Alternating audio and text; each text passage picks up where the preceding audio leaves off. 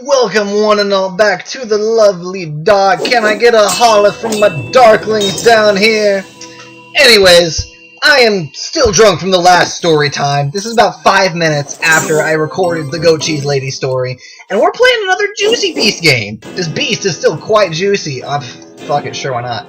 Burrito Bison Revenge, the sequel to Burrito Bison, because it was a really good game to record a story for. But spoiler alert, he does escape from Candyland. Goes around, he's shopping, doesn't have a care in the world. Hey, you gotta pay for all that shit. The hell? Where's my wallet? I left my wallet in Candyland. We're going back. Bitches, I'm here for my wallet, my bad Burrito Bison wallet. Alright. The Crumbler Cookie Man thing. Boom. Punch. Okay, yeah, I know how to play the fucking... Gameplay is exactly like Burrito Bison 1. Anyways, it's story time. Wouldn't be story time if I hadn't have... Wait, we are recording, right? Yeah, we're recording. Okay. Wouldn't be story time if I hadn't have a story. Yeah, like I said, I am still drunk from the last story time, which I literally just finished recording. And I'm gonna tell a different story. This is an older story from back when I worked at Dickie's, which is a barbecue joint. And if you're paying close attention, you'll notice I haven't specifically mentioned the name of where I work right now, but I am completely willing to tell the name of where I worked once upon a time, as I'm no longer working there, and consequences will never catch up to me. But anyways, ugh, need more alcohol. God, I hate allergies. Alright, so working at Dickie's. It was a barbecue joint, but comparing it to where I work now, I start to come under the impression that maybe Dickie's was not the most upright establishment. And there are a bunch of reasons, I think. It's one of which, Dickie's did not tell me to wear non-slip shoes. And this is especially important because at Dickie's, the cashier counter was constantly covered, the floor behind the cashier counter was constantly covered in grease because we kept the meat smokers right behind the assembly line. And I call it the assembly line because it's where we would ascend the barbecue. We keep the meats in a meat heater, we keep the sides in a side heater, and we'll make a person's barbecue plate in front of them, kind of like Subway would. But we'll make your barbecue in front of you as you pick out what you want. And we also had the meat smokers right behind it. The problem was that the meat smoker, people forgot to empty the grease out of the meat smoker. This is the single largest recurring problem that everyone forgot to empty the grease trap. Like, it didn't matter if it was just us lowly hourly wage workers or the general manager himself. Everyone forgot to empty the fucking grease trap until it was overflowing. And what that meant was that when the grease trap did get to overflowing, it was literally impossible to empty the grease out of the grease trap without spilling some of it on the ground. So, strike one. We have a perpetually greasy floor, and I wasn't required to wear non-slip shoes. But that's okay. I am very agile on my feet, and I don't trip or slip ever. Didn't fall down once working there. Was a little bit tough at times, but I never fell down. So, that's strike one. Strike two was that they didn't require me to get my food handler's card. Now, if you are a part of the food service industry, you know the food handler's card is what you get to show that you have obeyed all federal guidelines required for you to handle food. Which means you went online, you watched some training videos, you know how cross-contamination works, you know how to keep shit from spoiling, you know how to not infect your guests with E. coli, and Dickie's did not require me to do any of this federally mandated compliance. But that's okay. They gave me on-the-job training, and no one got food sickness while I was working there. So it's all good. But it's still strike two. Strike three against this specific Dickie's. Now, I'm not going to say anything about them as a chain, because good God, that barbecue is delicious. Oh my gosh, I have no idea how I didn't gain like 20 pounds eating there every day. It was so good. But strike 3 was in the fridge, walk-in fridge. We keep our meat there. We keep our meat in boxes that's shipped to us frozen. But there is a problem inherent when you are shipped frozen meat that is allowed to thaw in a refrigerator. And the problem is that the water frozen into the meat will melt into liquid. And this liquid will soak through a cardboard box. Now, most of the meats are kept, like even in the fridge, the boxes are kept in bins. So this isn't the problem. But the chicken on the lowest rack was not kept in a bin, which meant when the chicken thawed in the freezer, it leaked chicken water onto the floor of the freezer. And it wasn't just chicken water, it was chicken water mixed with the seasoning, because our chicken was pre-seasoned, mixed with the chicken fat. So this melted slurry of chicken seasoning and fat would soak through the boxes and leak onto the floor, where this puddle of chicken fat would coagulate into this black swamp of disgust. Like, it was like just this black coating of swampy, just bad stuff. So there's like a quarter-inch thick layer of coagulated chicken fat grease slime on the bottom of the freezer beneath the boxes of chicken. And when I was going into the walk-in cooler one day and I noticed this, I was like, hey, this box of chicken is leaking chicken fat onto the floor, and there is just a quagmire of black gunk on the floor underneath the chicken. Isn't this a problem? And my shift manager was like, nah, don't worry about it. It's always like that. It's just like nothing touches that floor, so it's okay if the floor is super disgusting. We keep the chicken up off the floor, we just don't have enough bins to keep the chicken in bins. So it's like, don't worry about it. That's pretty effing gross. But he had a point. Nothing touched the floor aside from the feet of the rack. And theoretically, everything was fine.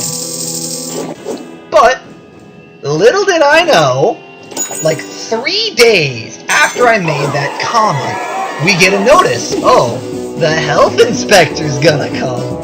And so guess what happens? Management comes to me, they're like, hey, Jacob. Ah, fuck, that's my... spoiler alert, my name isn't actually Jack. It's... Jack's a nickname, but... So, they're like, hey, Jake, health inspector's gonna come. We need you to clean the walk-in freezer. Specifically, we need you to scrape the coagulated black chicken slime off of the floor, because it represents a serious health concern and the health inspector will not take kindly to it. So we need you to take care of it before we get in trouble. And I'm like, this is because I was the one that pointed out. They didn't say anything. Like, just like, look, you paid for it. We'll buy you free lunch. Just go clean it, please. Like, someone's got to do it, and you're the newest hire, which means I was on the bottom of the totem pole. So they hand me a scraper and a cardboard box, and I'm just in there. I want to say I was on my hands and knees, but I was so terrified of this shit soaking into my jeans that I had to just squat for the entire time. Squatted like a true Slav though, heels to the ground. Squatting there in the walk-in cooler, scraping up the chicken slime. If you don't know what the squatting like a true Slav is, go look up Life of Boris YouTube. Guy's fucking hilarious. But I did Boris proud. I was squatting like a true Slav, scraping up this chicken slime, and just oh my god, it was nasty. Like, the top layer had hardened a little bit, like it would harden into layers because by what was exposed to the air. But once I started to scrape it up and disturb what was hidden underneath, the part that was underneath the top hardened layer had rotted more thoroughly. And after I started scraping up, good God, did it stink. I mean, it smelled exactly like you would expect rotting chicken to smell. Excuse me. Gotta tank up on alcohol. It smelled exactly like you would expect rotting chicken to smell.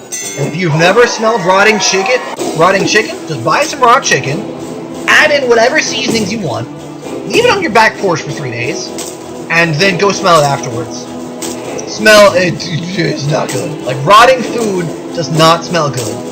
Specifically because our bodies have evolved to identify the smell of rotting food, so our nose can be like, yo, dipshit, this food is bad, don't eat it.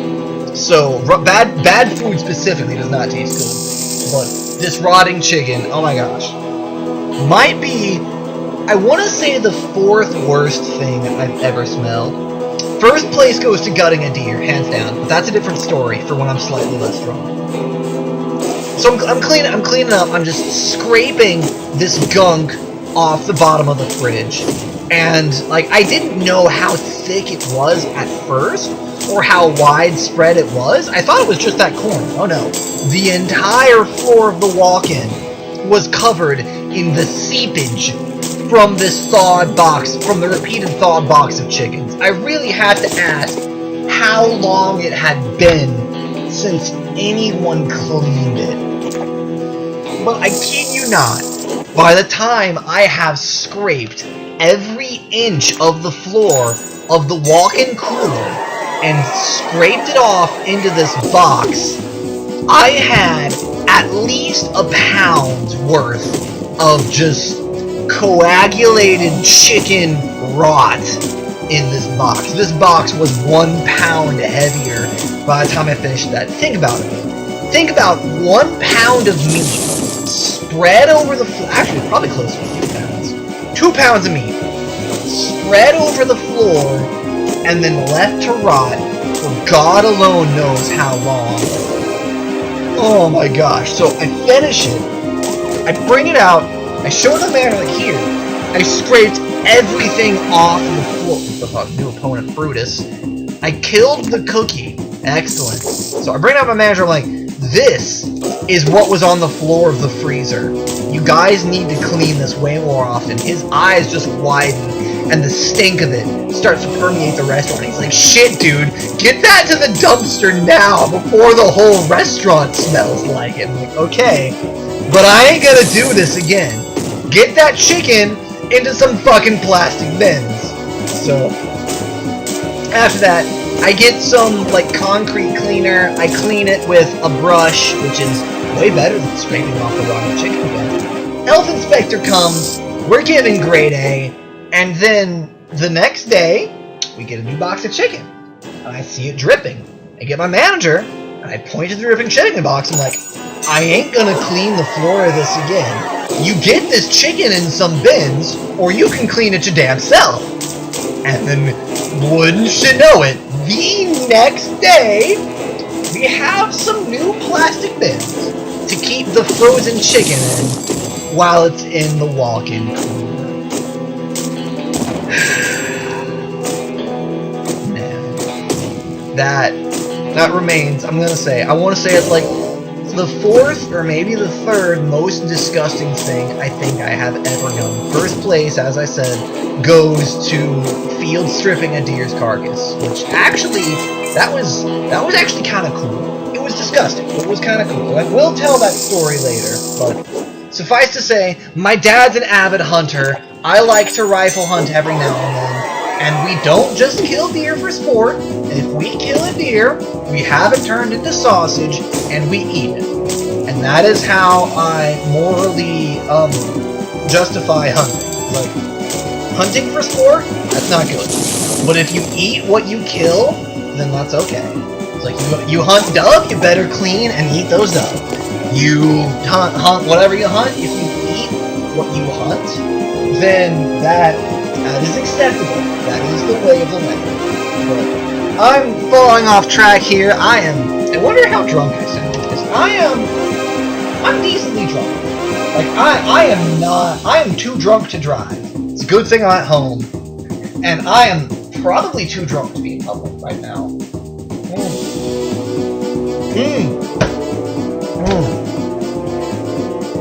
Oh, that's some good rum. But anyways, that is my coagulated chicken fat story. I don't know if I'm going to record another story while I'm drunk. Probably not, because at this immediate moment, I can't think of what story I'd record. It's like, I have other stories, of course, but there are some stories that I want to save for, like, special occasions. Like, when I get 10 subscribers, that's gonna be a special story. 25 subscribers, that's gonna be a special story. 50 subscribers, that's gonna be a special story. But I've got some stories that I want to save specifically for milestones in my YouTube career. But if I think of any other stories between now and the next 5 minutes, maybe I'll record them. But seeing as this story's done and I'm just rambling right now, that is my curtain calling. Not sure if I'm gonna answer it, but it is calling, so yeah, I should play. Nah, I'm gonna call this done. So thank you all so much for watching. Leave a like if you enjoyed Drunk Jack. Leave a comment about your, like, wherever you work, what is the worst thing you have had to do for your job? That's what I want to know. I don't care who you work for, where you work, I want to know the worst thing you have been paid to do.